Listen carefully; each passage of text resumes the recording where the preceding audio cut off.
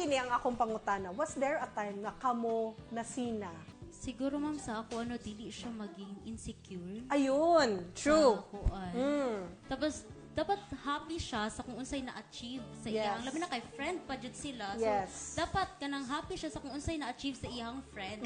For example, na kay nagustuhan nga lalaki, yang nagustuhan niya is ang imuhang friend, inana gusto na mao nagyud na. Mao nagyud na ginaingon sa niya nga ma-insecure nagyud og taman kay magsige na kag-compare niya. How can you say that you are contented? Ako ang palibot is kanang like happy, like positive ang akong nasa environment. Yes. Agitahay imuhang sudaan kay hotdog. So kontento na kasi mong hotdog nga sudaan, dili na ka mangitag itlog. Mura na sa ako ang How can you say that this friend is toxic? Jealousy is a disease.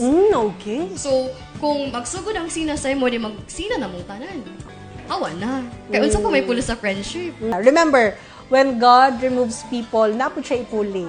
How to maintain friendship? O, dili na pod ta. Kanang deep understanding sa usag usa. Ang dili sa tanang panahon mahatagan kaniyag time para maminaw sa kanang imong mga mulo sa imong kinabuhi. Tapos isabton pud nimo nga dili lang ikaw ang kanang naay problema sa kalibutan. So